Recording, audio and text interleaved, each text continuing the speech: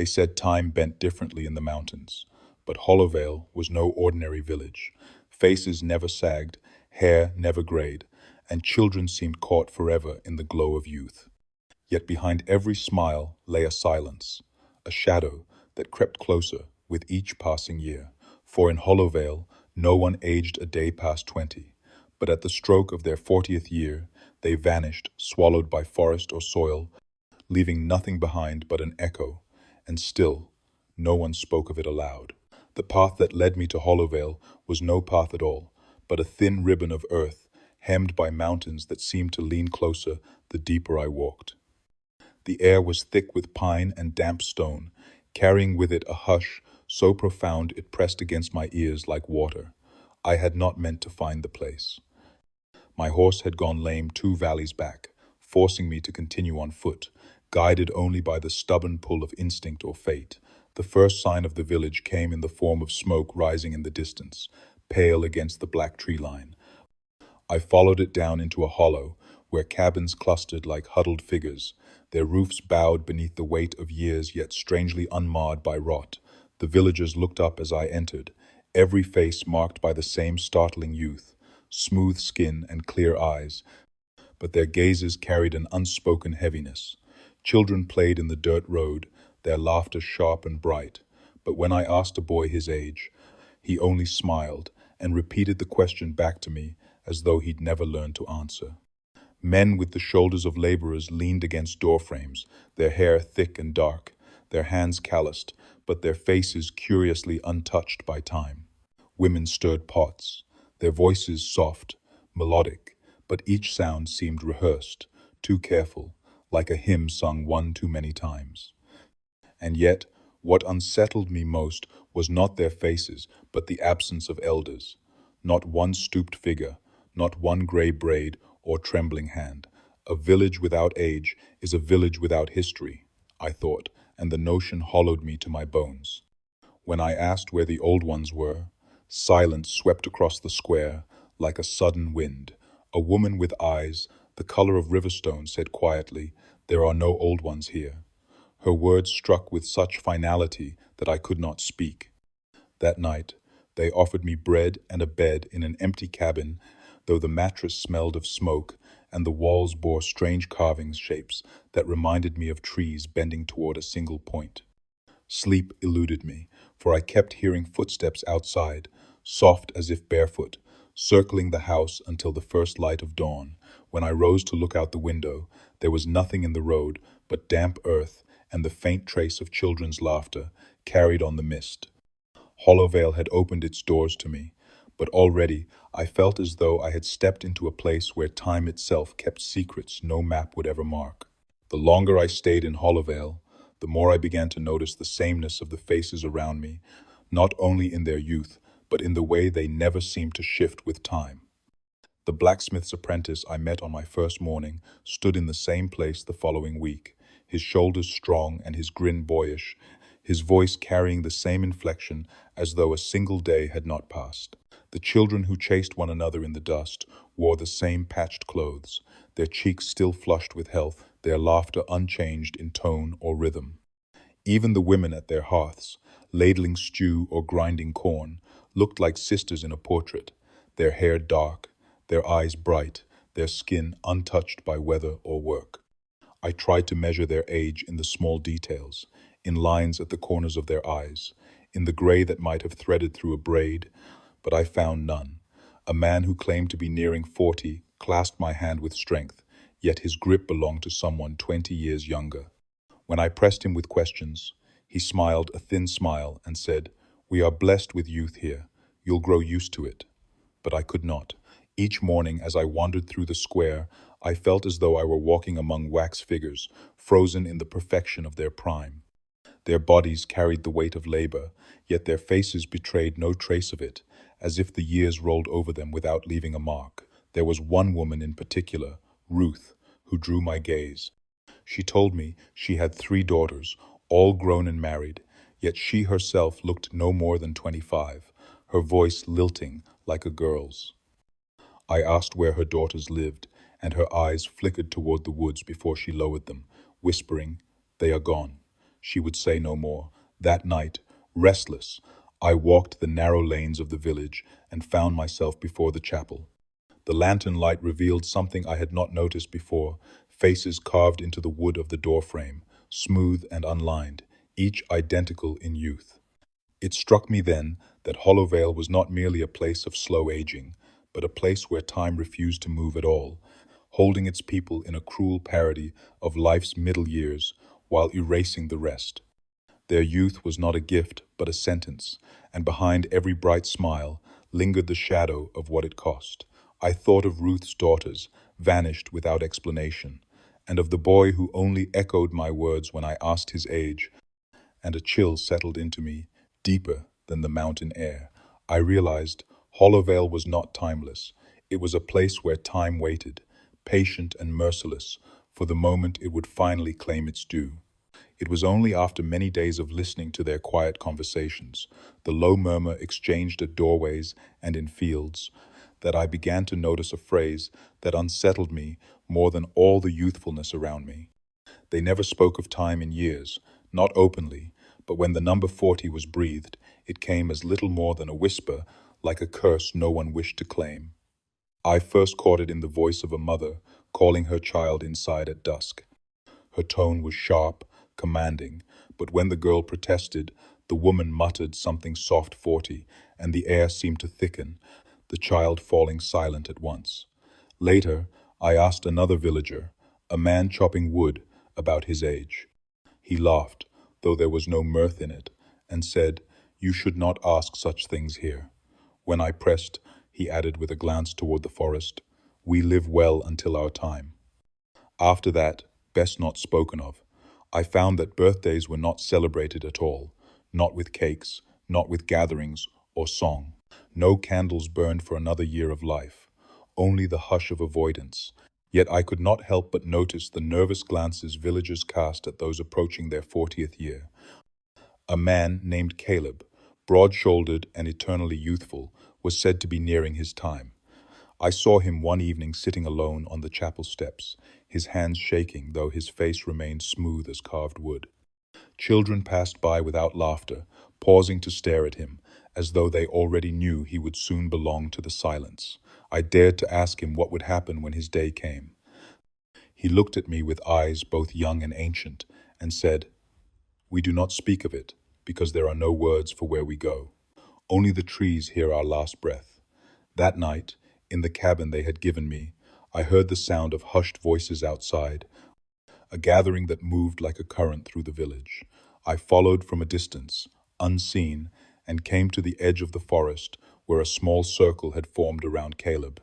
They did not chant or sing, only stood in heavy silence while he stepped into the dark with a lantern in hand.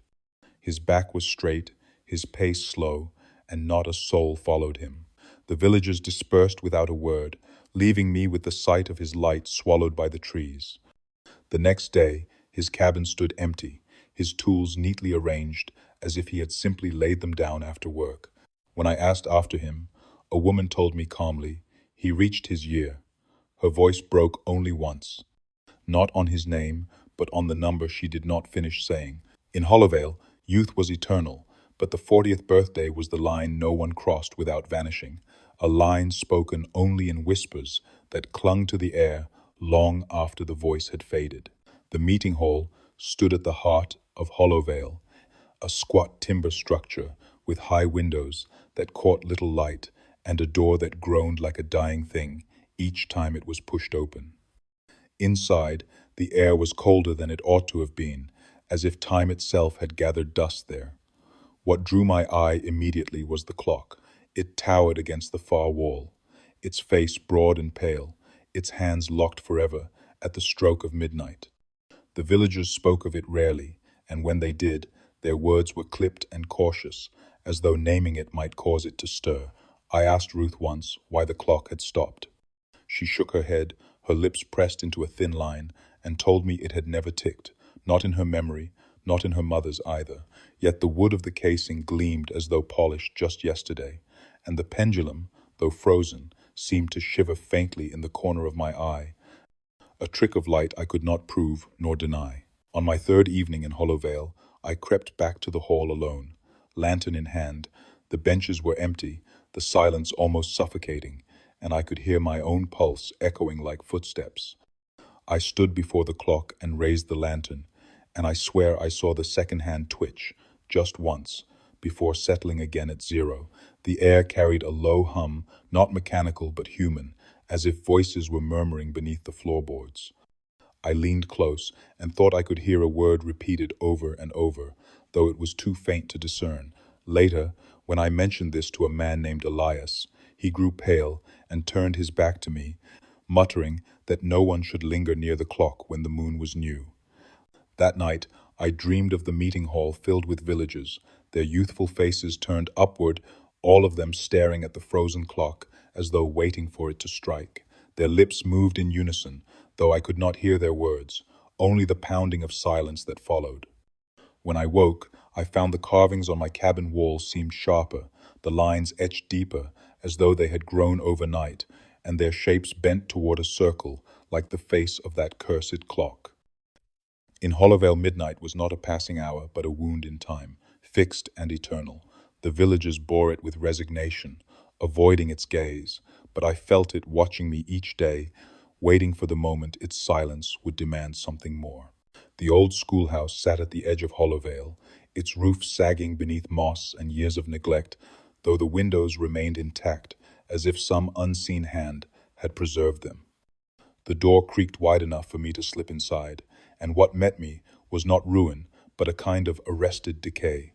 Desks lined in neat rows, slates still resting upon them, chalk dust clinging stubbornly to the air.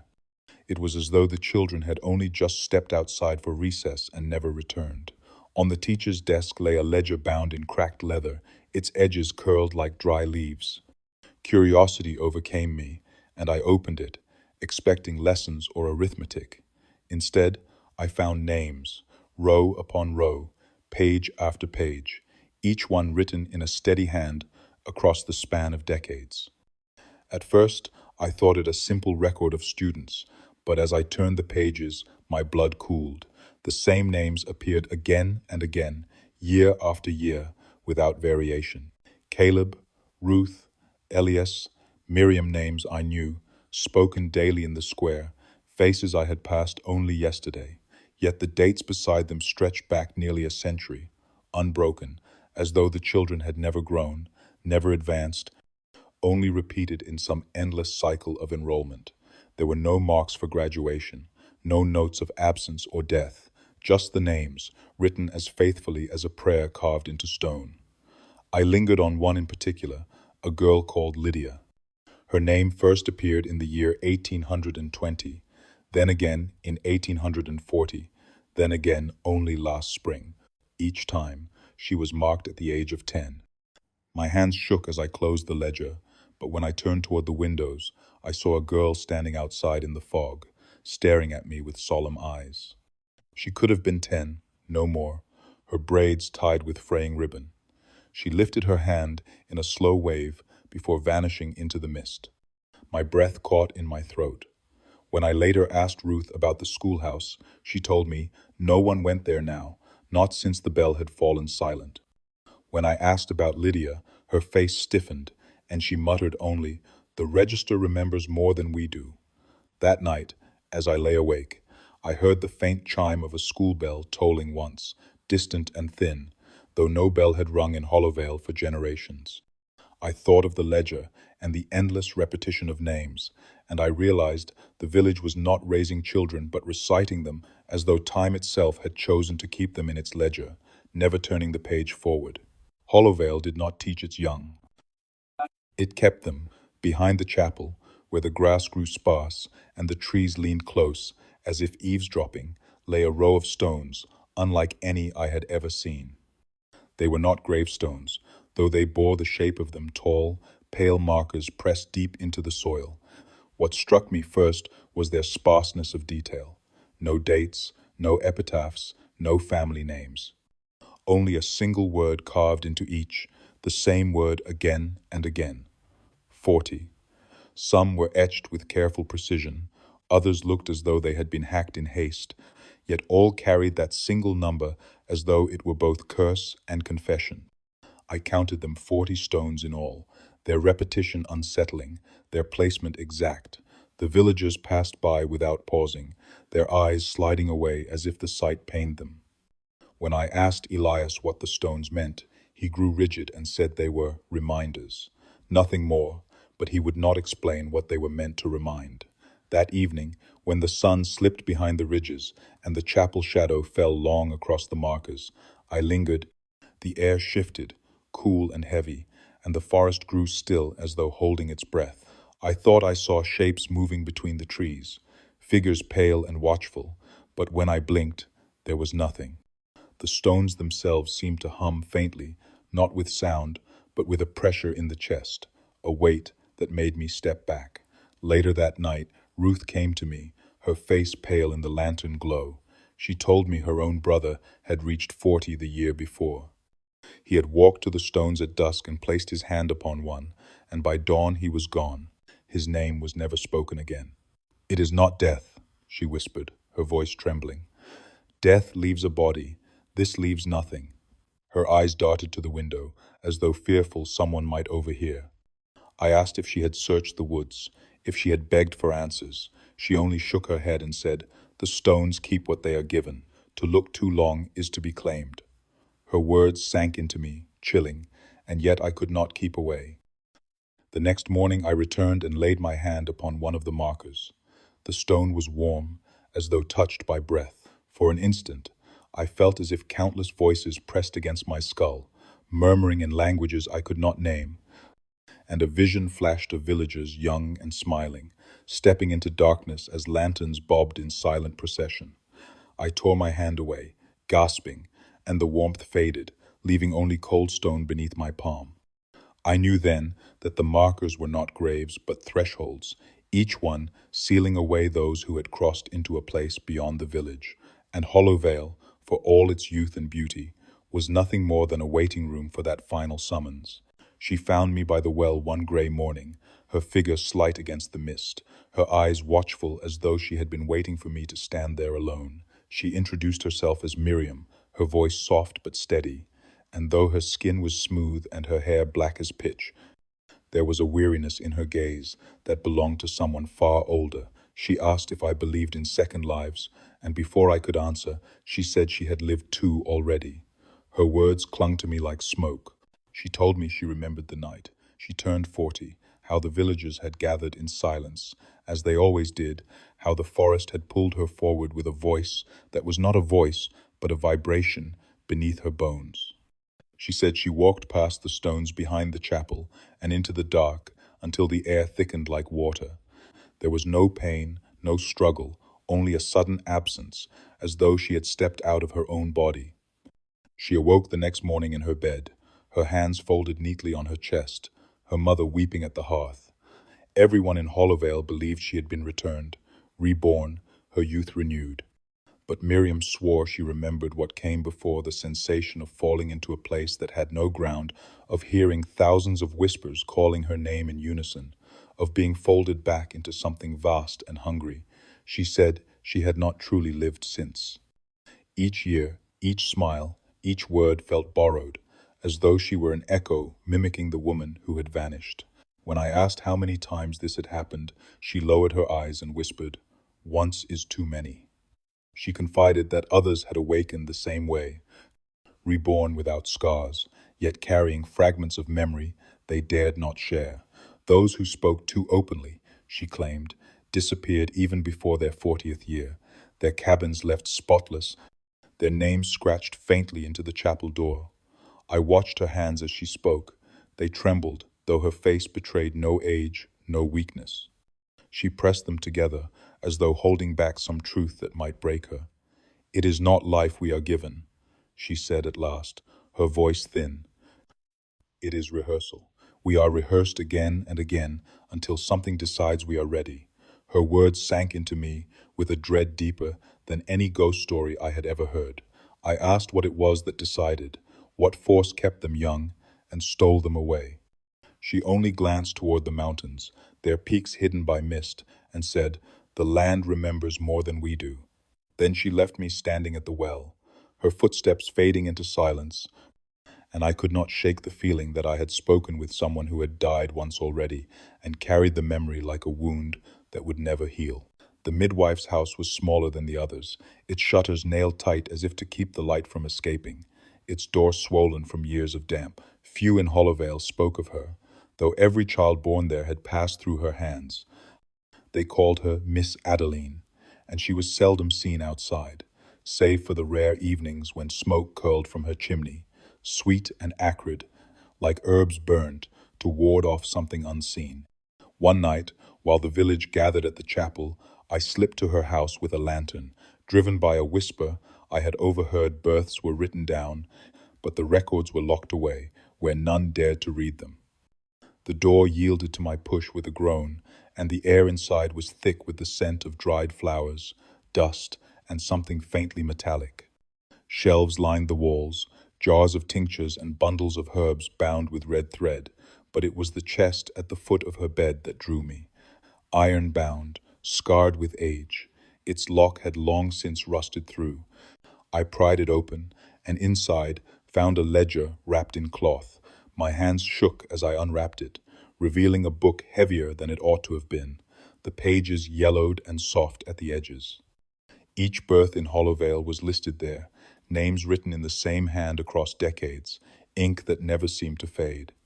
At first, the entries appeared ordinary: mothers and fathers, dates, and the names of infants. But soon a pattern revealed itself, chilling in its clarity.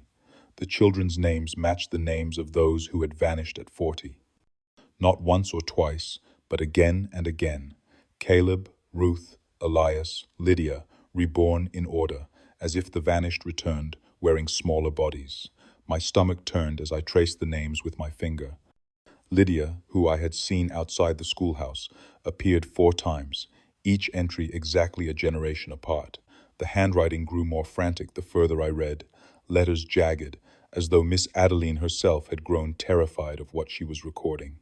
Beside some entries were marks, an X, a cross, or a hastily scrawled word I could not decipher, and then I found a blank page with only a single line written across the top. The circle must be unbroken. The words made the hair rise along my arms. I closed the ledger quickly, but not before I noticed the most recent name added, written with a trembling hand: Miriam. I thought of her confession by the well, her memory of death and return, and a deep unease rooted itself in me. As I wrapped the book and lowered it back into the chest, the floor creaked above my head, though there was no second story, only rafters. The air grew colder, and I knew Miss Adeline was aware of what I had seen. I fled into the night, clutching the lantern close, but the knowledge clung to me. In Hollowvale, birth was not the beginning of life. It was the continuation of something that refused to end. He came to Hollowvale on a Sunday morning, a preacher in a weathered black coat, his Bible tucked beneath one arm, his eyes gleaming with the kind of certainty that brooks no silence. He was not like me, stumbling upon the village by misfortune. He had sought it, drawn by whispers of a people who did not age, convinced that such a place must be bound by sin or miracle. The villagers watched him with tight mouths and wary eyes as he stood in the square and called them brothers and sisters, urging them to gather and hear the word of God. They obeyed, though not with the warmth he expected. They stood in a ring around him, youthful faces lit with something colder than curiosity, listening as though to a sound they could not quite place. His voice filled the air, thick and urgent, condemning their silence, their refusal to speak of death, their turning from the natural course of life. He spoke of judgment, of the wages of sin, of eternal damnation, his words crashing against them like waves against stone. But they did not flinch, not once. I saw Ruth standing among them, her eyes lowered, her hands clasped so tightly the knuckles blanched. When the preacher demanded to know what became of the old, demanding in the name of Christ that they tell him where the vanished went, no one answered. The silence deepened, heavy as fog, until even he faltered. That night, he did not leave the village, though he had planned to press on to another hollow by dawn. He took lodging in the abandoned inn, its windows clouded with dust, and from my cabin I could see his lantern burning long past midnight as he pored over his Bible, lips moving in frantic prayer. At first light, I found the villagers gathered at the forest's edge. Their faces betrayed nothing, but their posture told me they had been waiting. The preacher's body lay stretched across the ground, pale and still, his eyes wide open, as though fixed upon something glorious or terrifying. His Bible lay at his side, its pages damp with dew, open not to a psalm or gospel, but to a blank leaf at the back, where words had been scrawled in a hand too jagged to be his own. He listened, and it answered. The villagers did not bury him. They carried his body to the stones behind the chapel, laid him across the grass, and left him there until nightfall, when I saw lanterns move silently into the forest. By morning he was gone. His Bible returned to the inn's doorstep, shut tight. No one spoke his name again. Hollowvale had tolerated many wanderers, but none who tried to break the silence lasted, and I began to understand that in this village it was not faith that held sway, nor law, nor even time. It was something deeper, something older, that would not permit defiance. The forest loomed on every side of Hollowvale, its trees tall and tightly knit, their trunks black with age, and their branches interlaced like fingers bent in prayer. By day it seemed only a shadowed wilderness, but when night fell, it changed. The air grew colder, the silence deeper, and the villagers kept their distance, never venturing past the tree line once the sun had slipped away. I asked Elias why, and he said only, "The forest keeps its own." He would not say more, but I had already begun to notice the pattern. Each time someone reached their 40th year, their final walk led into those woods. I had seen Caleb vanish with a lantern swaying in his hand, swallowed by the dark, and when I asked after him, the villagers spoke of him as though he had never been. His name dissolved into the mist. But the forest remembered. Some nights I lay awake and heard it calling, not with words, but with a sound like breath, drawn slow and heavy, as though the trees themselves inhaled. And once I heard footsteps, measured and steady, circling my cabin, before trailing off into the brush. On the edge of the forest, I found prints in the soil, bare feet, too many to count, pressed deep, as though the ground itself had resisted giving them back. Miriam told me the forest chose who to take, that no one could resist it when the time came. "It is not death," she whispered. "It is return." Her eyes glistened as she spoke, but she would not explain further. One evening, drawn by something I could not name, I followed the faint glow of lanterns, winding between the trees. The villagers moved in silence, their faces serene, their steps unhurried, as though they were walking not to an end, but to a homecoming. I dared not follow too far, yet I glimpsed them vanish one by one into the deeper dark, the lights blinking out as if swallowed whole. The woods were not empty after that. I felt eyes upon me, countless, watchful, though no figures stood among the trunks. The air pulsed with a rhythm, steady as a heartbeat, and I realized with dread that the forest was not merely a place, but a presence. By dawn, the ground was clear again. No footprints, no lanterns, only the stillness of trees that had seen too much. Hollowvale was cradled by those woods, but it was also held captive. I understood then why the villagers avoided the subject of the vanished, why they whispered the number 40, as though it burned their tongues. The forest had made a covenant with them, and their lives were the offering. They lived without age, but when their time arrived, the woods called them back, and no one who stepped across that shadowed threshold was ever seen again, at least not in the shape they once were. The chapel in Hollowvale rose from the earth like a relic half buried, its steeple bent slightly east as though bowed in shame. Above it hung a bell, great and green with rust, its tongue stilled for longer than anyone cared to admit. When I asked Ruth why it never rang, she lowered her eyes and whispered that the bell was for endings, and here there were none. The words chilled me, for endings were everywhere in the vanished faces, in the stones behind the chapel, in the hush that clung to every conversation when the number 40 was near. Yet the bell remained mute, suspended in silence. One afternoon, I climbed the narrow ladder into the belfry, the wood groaning beneath my weight. The bell loomed above me, larger than I expected, its surface pitted and scarred as though struck by more than weather. I reached out and brushed its side, and to my shock it thrummed faintly under my hand, not the hollow resonance of bronze, but something deeper, like the vibration of a voice held too long in the throat. My skin prickled, and I withdrew quickly, my lantern casting wild shadows on the walls.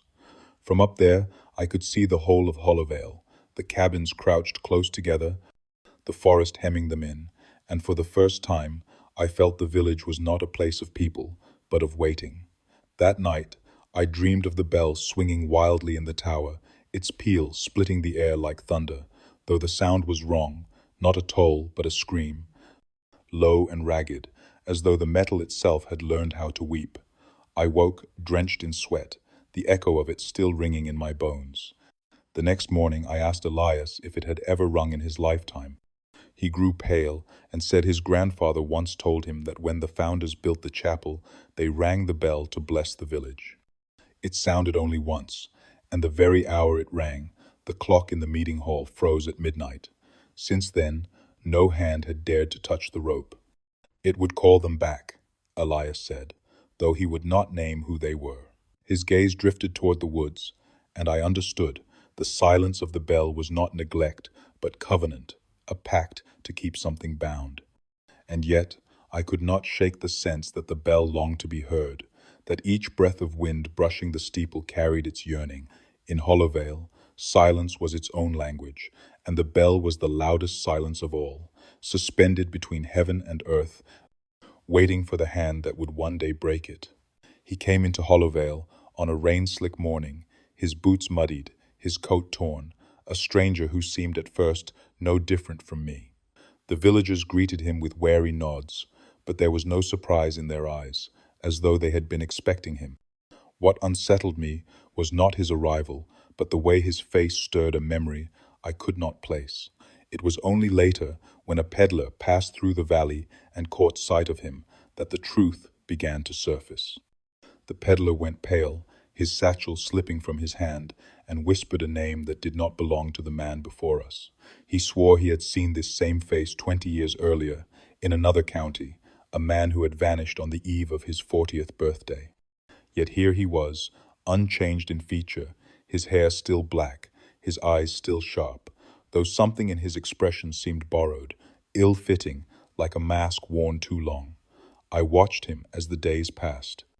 His voice carried the cadence of one who had lived elsewhere, yet his words faltered, as though he struggled to match memory with mouth. He laughed at odd moments, smiled when no jest had been spoken, and more than once I caught him studying his reflection in the window panes of the chapel, as though searching for someone he no longer recognized.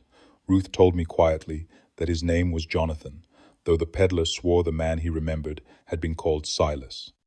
I asked Jonathan of his past, and his face stiffened before he answered. We do not dwell on what was, we dwell on what island. But his eyes betrayed him, flickering like a candle guttering in a draught. One evening, I passed him on the path by the forest. Lantern light struck his face, and for the briefest instant I saw it shift, not aged, not broken, but doubled, as though another visage pressed against the surface of his skin, straining to emerge. The sight curdled my stomach. He looked away quickly, but I had seen it. The truth of Hollowvale made flesh. Those who vanished did not die, but returned, and in their return they carried echoes of themselves, mismatched pieces stitched into the form of youth. That night, the villagers gathered in the square, and Jonathan stood among them, his smile fixed but hollow. I thought of the stones behind the chapel, of the names written again and again in the midwife's ledger, and it became clear Hollowvale was not blessed with eternal youth. It was cursed with repetition, its people trapped between the faces they once wore and the ones that tried to replace them. Jonathan was both, a man with two faces, belonging to neither life nor death, and when I looked upon him, I felt the forest stir, as if it too recognized its unfinished work. It was Ruth who led me there, though I sensed she regretted it, even as her hand pressed the key into mine. Her cabin stood at the far edge of Hollowvale, where the forest pressed closest, its eaves bowed beneath the weight of moss. Inside, the air smelled of smoke and lavender. But beneath that sweetness lingered something older, a musk of wood left too long in the dark. She told me to listen, and when I stilled my breath, I heard it a faint creak, steady and rhythmic, as though something rocked gently below our feet. With trembling fingers, she lifted a loose board near the hearth, and the sound grew clearer. Beneath lay a narrow chamber, no deeper than a cellar, and within it sat a cradle, its wood pale and raw as though freshly carved, despite the dust that clung to it. It moved on its own, swaying with the slow persistence of a mother's hand, though no hand touched it. A thin blanket lay inside, embroidered with the initials E, V, the thread fraying, the cloth worn by years. My blood ran cold, for I knew those initials. They belonged to Elias Vance, a man I had watched split logs with youthful vigor only that morning. I asked Ruth what it meant, but her face tightened. "Each has a cradle," she whispered. "Each has a place where the circle keeps them." She told me that when someone vanished at 40, their cradle was carried into the forest by lantern light, hidden beneath the roots until the night they returned in flesh. If the cradle was disturbed, the return would falter, and what came back would not be whole. She reached into the chamber and smoothed the blanket with trembling fingers, as though soothing something unseen. The air around us seemed to thicken, and the cradle stilled for the first time, its silence heavier than its motion. I knelt to look closer and saw that the wood bore carvings, rings upon rings, like the growth of a tree, yet in the center of each was the faint outline of an eye. It seemed to follow me, unblinking, as though the cradle itself remembered what had once lain inside. That night, I could not sleep. I lay awake in my cabin, and I heard the same creaking sound echo faintly beneath my floorboards, though I had no cellar. I pressed my ear to the boards and thought I heard breathing, slow and steady, the sound of something waiting. Hollowvale was not a place of birth but of storage, each life kept beneath the floor until it was summoned back, cradled by wood that rocked not with love, but with the weight of a bargain. It began with a silence heavier than usual, a hush that pressed against the village like a hand upon a mouth. I woke to the sound of doors opening, one after another, though no voices followed. When I peered from my window, I saw them gathering in the square, each villager holding a lantern that glowed with a soft, uncanny red, as though the flame within was not fire, but blood made light. No word was spoken, no prayer offered, yet they moved together with the precision of ritual, their faces calm, almost serene. I followed at a distance, drawn by dread more than curiosity, as the procession wound toward the forest. The line of lanterns stretched long and unbroken, a river of red weaving into the dark. I recognized among them Elias, Ruth, Miriam, and others whose names I had seen in the midwife's ledger, yet their faces betrayed no fear, only the surrender of inevitability. At the edge of the woods, they paused, as though awaiting some unseen signal, and then, one by one, they stepped into the trees, their lanterns swaying with each measured step. The sound of the forest changed as they entered, the usual rustle of leaves giving way to a low hum, like the groan of an organ deep beneath the earth. I stayed hidden behind a fallen trunk, my heart hammering, and watched as the lanterns bobbed deeper and deeper until the trees swallowed them whole. Yet not all returned. By dawn, when the villagers drifted back into the square, their numbers were fewer. Faces I had come to know were gone. Caleb's widow, a child with ribboned braids, an old farmer who had smiled kindly at me the day before. No one spoke their names, no one wept, no one so much as acknowledged the absence. Instead, the lanterns were hung on hooks outside each cabin, burning low until they sputtered out with the first touch of sunlight. I dared to ask Ruth what I had witnessed, though her voice quavered as she answered. "The procession is the keeping of the covenant," she said. "The forest calls, and we go." When I pressed her, desperate for sense, she only murmured, "Better to vanish by lantern light than to be dragged without it." Her words clung to me, for I could not shake the thought of what lay beyond those trees, waiting to claim them. That night, I dreamed of following the procession myself, a lantern in my hand, its glow staining my skin red. And in that dream, when I looked around, I saw not the villagers beside me, but countless others, faces I had never known, all stepping into the forest with the same quiet surrender, their lights joining a river that had no end. In the abandoned inn at the edge of Hollowvale, there hung a mirror, tall and narrow, its frame carved with ivy and roses now eaten thin by moths. The glass was veiled with dust, yet when the light of my lantern struck it, I felt a pull stronger than simple curiosity. I wiped the surface clean with my sleeve, and what I saw chilled me. The reflection did not match the room behind me. The walls were rotted through, beams splintered, the hearth collapsed into ash. More dreadful still, the faces of the villagers who passed behind me in the square did not appear as I had known them. Their hair was white, their skin sagged, their eyes hollow, as though a century had been carved into them. Elias stumbled by in the glass, bent and frail, though when I turned to look, he was as I had always seen him, straight-backed and unlined. I pressed closer, and the mirror seemed to breathe, misting faintly with each of my exhales, though the room itself was cold as stone. When Ruth appeared, I called her over. She stood beside me, her face young and unmarked, but in the mirror she was hunched and thin, her hands twisted with age, her mouth slack as though drained of speech. She saw it too, for she recoiled, a cry strangled in her throat.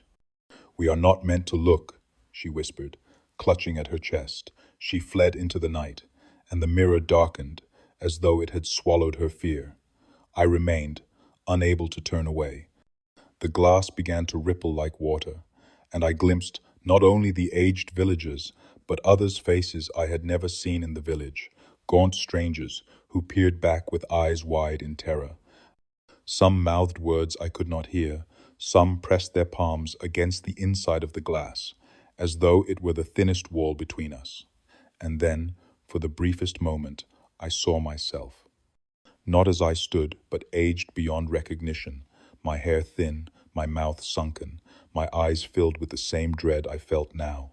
The sight struck me like a blow, and I staggered back, the lantern swinging wildly in my hand. The mirror stilled, returning to its dusty silence.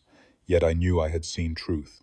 Hollowvale's youth was not life but illusion, a mask that hid the years until the forest came to collect them. The mirror betrayed what time had truly wrought, and it showed me what awaited me if I lingered too long.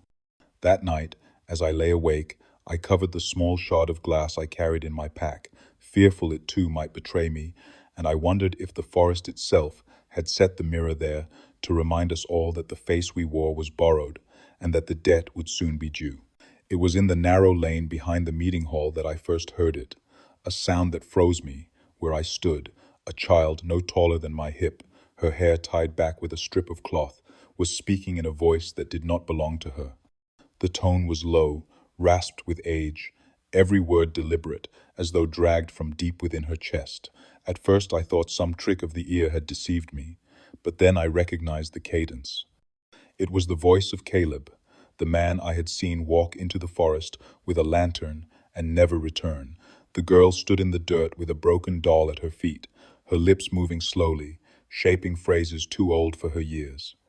"The trees remember," she said, and her eyes, wide and unblinking, fixed on me as though she knew I carried his memory too. I approached, asking her name, but she did not answer. Instead, she spoke again in that same voice, Caleb's voice, repeating a line I had heard him utter in the square weeks before. "We live well until our time. After that, best not spoken of." My skin crawled, for no child could have known those words. Others in the lane turned away quickly, their faces tight, their steps hurried, as though this was a thing too common to question. I knelt beside her and asked who had taught her to speak so. She tilted her head, as children do. But the expression was wrong, knowing, waited. "He is inside," she whispered, touching her small chest. "They all are." I dared not ask what she meant, for the air around us had grown still, heavy, and her small shadow stretched longer than it should have in the dimming light. She picked up her doll, and in that instant her voice slipped back into the high, lilting tone of a child, as though nothing strange had passed. She skipped away, leaving me shaken to the bone. That night, Ruth told me it was not the first time such a thing had happened. Some children carried the voices of those who vanished, the words surfacing unbidden like stones rising through soil after a storm. "It is how the circle speaks," she said, eyes averted. "The young remember the old, even when we wish they would not." Her hands trembled as she spoke, and I wondered then if her daughters, the ones she claimed were gone, still lived on in some small body, repeating her secrets with lips too young to understand them. I could not shake the sound of Caleb's voice from my mind. Drawn through the throat of a child not yet grown, it was proof that Hollowvale did not bury its dead, nor even let them vanish, but wove them back into the living, binding them in a circle where voices never ceased, and the forest never gave back what it had taken. It came to me first on an autumn night, carried through the narrow lanes like smoke, a sound so soft I thought it no more than the wind stirring through the trees. Yet as I drew closer to the square, I realized it was not the forest, but the villagers themselves, gathered in a circle with lanterns at their feet, humming in a low, steady rhythm.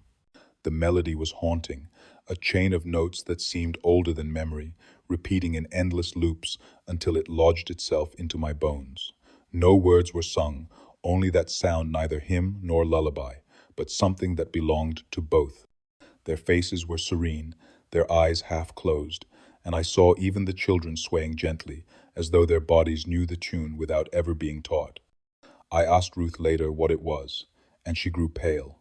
She told me the song had no name, only that it was older than Hollowvale itself. No one remembered who first hummed it, only that every generation knew it as surely as breath.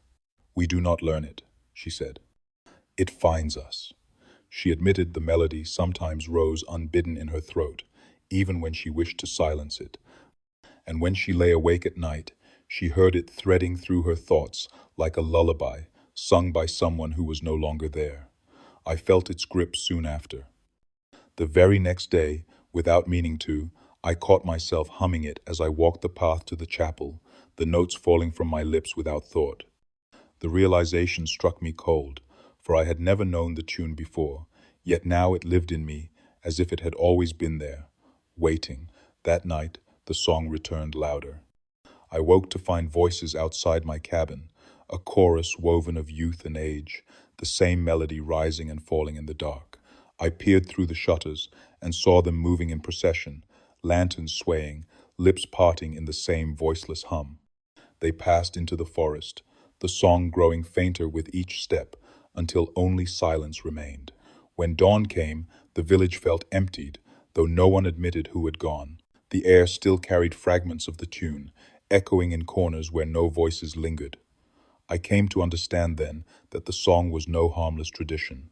It was a summons, a tether, a reminder that the circle held them fast.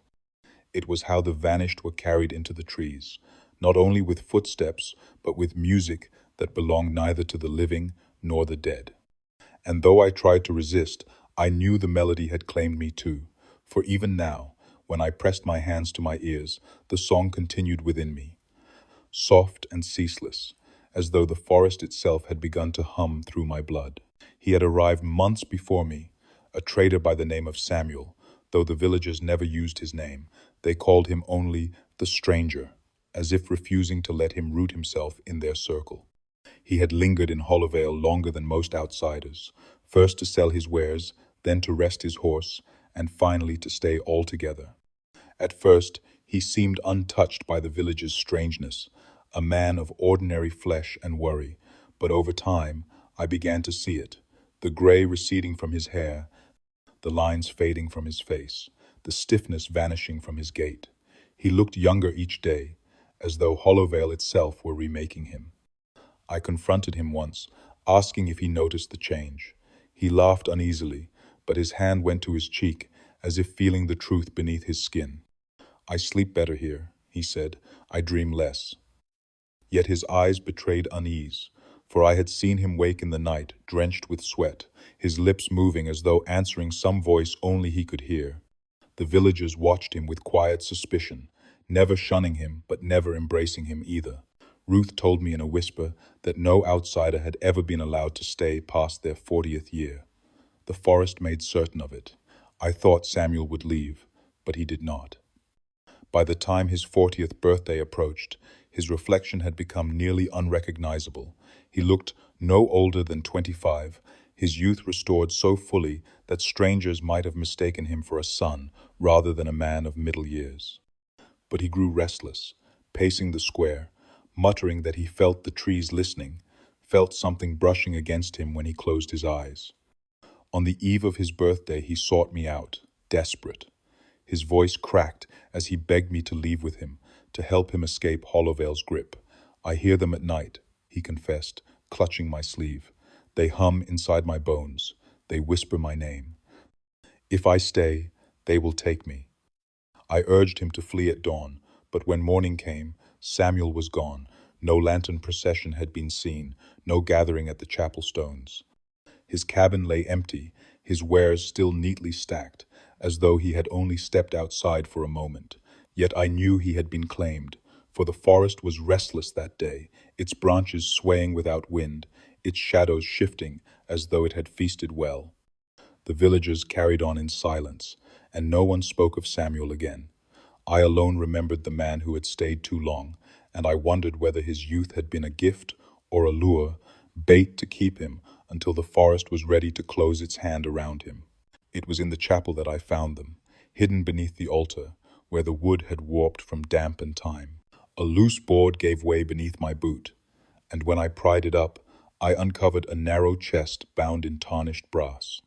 Inside, wrapped in yellowed cloth, lay 40 candles, each untouched by flame, though their wax was cracked with age. They were not ordinary candles. Each one was carved with initials, some I recognized from the villagers I saw each day, others belonging to those who had already vanished into the forest. The sight of them made my stomach twist. I lifted one marked with the letters R, H, and felt at once a warmth seep into my palm, as though the candle had a pulse of its own. The air in the chapel thickened, and the silence grew heavier, pressing on my chest until I replaced it quickly. I counted them all 40, no more, no less, and understood they were kept as offerings, waiting. When I asked Ruth about them later, her face paled. She said the candles were never to be lit, for their flame was not meant to give light, but to guide the vanished into the trees. Each time the forest claimed another, a candle was taken from the chest and carried in the procession, its glow red as blood, though the wick burned with no fire she could name. They are not made of wax alone, she whispered, her hands trembling. Each candle holds a part of us, taken at birth. I remembered the midwife's ledger, the circle of names repeated through generations, and it struck me that these candles were not symbols but vessels, binding the people of Hollowvale to the forest's will. That night I dreamed of the chest standing open, the candles burning all at once, their flames screaming in unison as figures walked into the dark. In the dream, I reached to snuff one out, but as I touched it, I felt myself unraveling, pulled thin as smoke, my body dissolving into the flame. I woke, gasping, the smell of wax, thick in the air, though my cabin was cold and dark. I dared not return to the chapel, yet I could not shake the thought that my own name might already be carved into one of those candles, waiting. The villagers carried their youth like a mask, but beneath it each was bound to a light they could never escape. Hollowvale did not need tombstones or graves. It needed only those 40 candles, eternal and unlit, their silence more dreadful than any bell that had ever rung. He came to Hollowvale with books strapped to his back and a hunger in his eyes, the kind of man who believed that every riddle of the earth could be solved if only enough ink was spilled upon the page. His name was Dr. Alistair Gray, a historian who had heard whispers of the village where no one aged. He was welcomed at first, for the villagers mistook his quiet manners for humility, but I could see the fervor beneath his calm. He questioned everyone, pressing for dates, for genealogies, for any scrap of record. He lingered long in the chapel, studying the frozen clock and the mute bell, filling page after page with frantic notes. I saw his journal once, left open upon a bench, and the lines were crammed with sketches of the stones, the cradles, and even the faint carving of eyes upon the wood. He drew circles again and again, 40 within 40, as if the shape itself held the key. The villagers grew uneasy with him, for he asked what none were meant to ask, where the vanished had gone, what the song meant, what the candles were made from.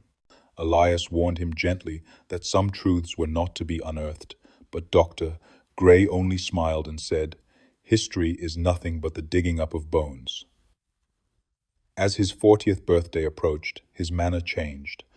The calm slipped away, leaving only a restless edge. He muttered to himself, "Walk the lanes at night," and once I found him standing at the forest's edge, his hand pressed to the bark of an ancient tree, as though listening for a heartbeat within it. On the night before his birthday, he vanished from the square.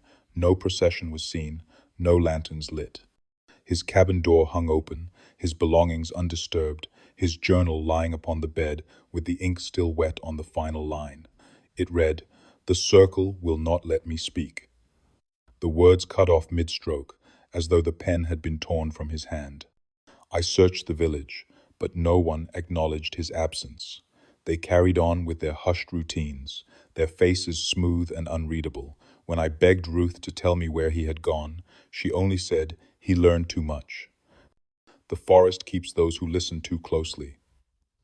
I returned to his journal in secret, but when I opened it again, the last page was blank, the ink gone, as if swallowed by the paper.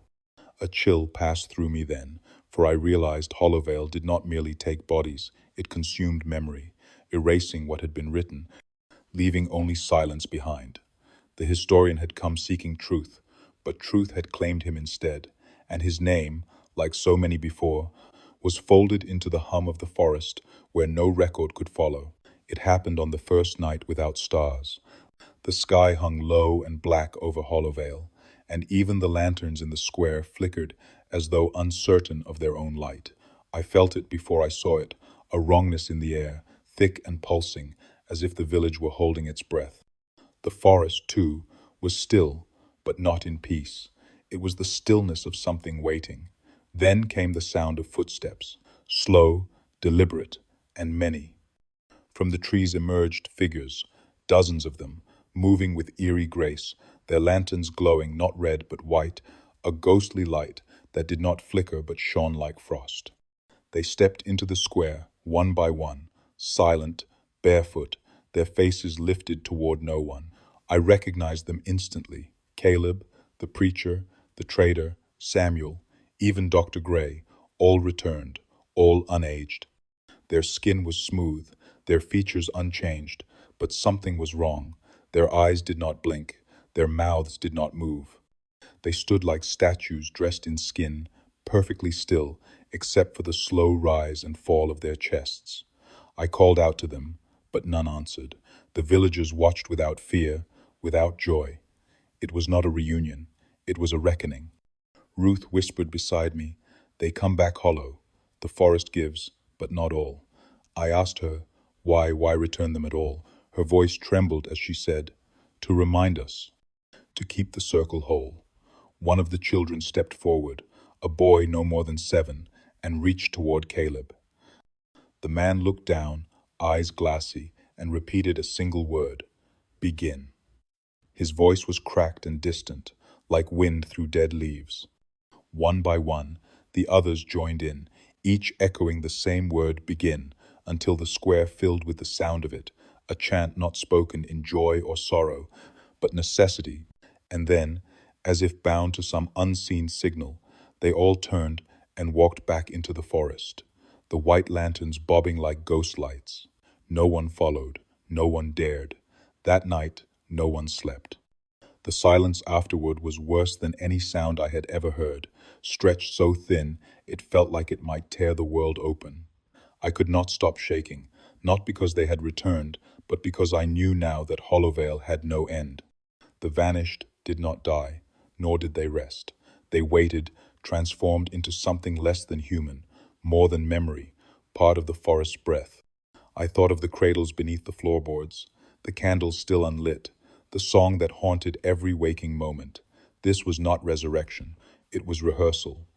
And I feared the day I, too, might walk out of those trees, lantern in hand, eyes unblinking, mouth full of a word I could not stop repeating. It began with the tolling of the bell once, and only once. No one had touched the rope, no wind had stirred the steeple, but the sound rang clear through the mountains, deep and low, like the groan of something waking after too many years asleep. The villagers froze where they stood. Children stopped mid-laugh. Ruth dropped her pail and sank to her knees. No one spoke. No one wept. They simply turned, slowly, as though summoned by something older than command. One by one, they went into their cabins and returned with lanterns, not the red ones from the processions I had seen before. These were bone white, wrapped in lace and waxed thread, their glow soft and pale, like moonlight trapped in glass, the square filled without a word. Every face was calm. The fear I had once seen in them was gone now, replaced by a quiet resignation. Even the smallest children held their lanterns with solemn hands. No one resisted, not Ruth, not Elias, not Miriam, not even the child who had once spoken in her father's voice. I stood among them, heart pounding, unable to move. Ruth passed me without meeting my gaze. Her voice was barely a whisper as she said, "We were never meant to stay. The land has called us home." And then they walked, all of them, every man, every woman, every child, through the square, past the chapel, past the stones that marked the 40th year. I followed, though my legs shook beneath me. I could not bear to be left behind. The forest waited, open and silent. The procession entered with no music, no chant, only the steady rhythm of footfalls and lanterns swaying like pendulums. I watched from the tree line, afraid to go further. The moment the last villager crossed into the woods, a great wind swept through Hollowvale. Doors slammed shut, the bell tolled once more and cracked clean down the middle. I turned back to the square, and already the village was changing. Roofs sagged, paint peeled, smoke vanished from the chimneys. It was as though the place had aged 100 years in the blink of an eye. The forest swallowed their light slowly. One by one, the lanterns disappeared, like stars snuffed out in a black sky. And then the last glow vanished, and Hollowvale was silent. I remained standing there until dawn. No footsteps returned, no song lingered, just the empty sound of wind curling through the bones of a village that had finally been released. They had kept their promise. The circle had closed, and somewhere in the deepest part of the forest, a new beginning stirred, quiet as breath, waiting. Years have passed since that final procession. The road into Hollowvale is overgrown now, swallowed by moss and creeping ivy, as if the land itself is trying to forget. I returned only once, unable to silence the pull in my chest, a soft echo of the song that still hums beneath my ribs when the wind moves just right. The village is gone, not ruined, gone. Cabins that once leaned into each other for warmth have collapsed into the soil. The chapel stands in fragments, its bell broken on the ground, cleaved clean in two, like a skull split in silence. Yet the forest remains, taller now, thicker, crowding the edge of where Hollowvale once breathed. It is not empty, it watches. I felt it the moment I stepped into the clearing, the weight of unseen eyes, the hush of breath held in bark and leaf.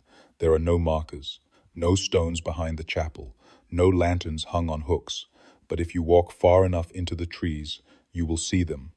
Not people, not shadows, but impressions. A clearing where the grass grows in a perfect ring. A cradle, half buried and rocking, with no wind. A scrap of red thread tied to the base of a pine. The faintest scent of lavender rising from a place where no flowers bloom. And once, only once, I heard laughter. A child's laugh, far off and soft, followed by a voice I recognized but could not place, calling a name that had never been mine. I turned back then. I do not believe Hollowvale was erased.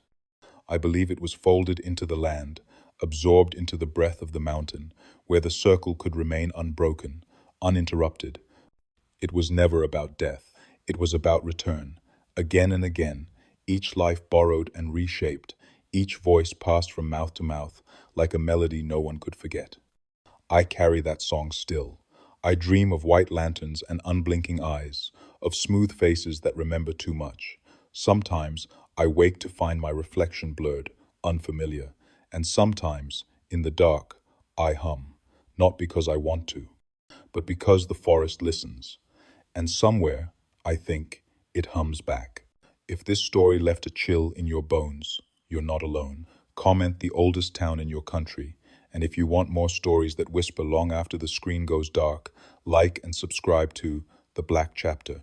The forest never forgets, and neither should you.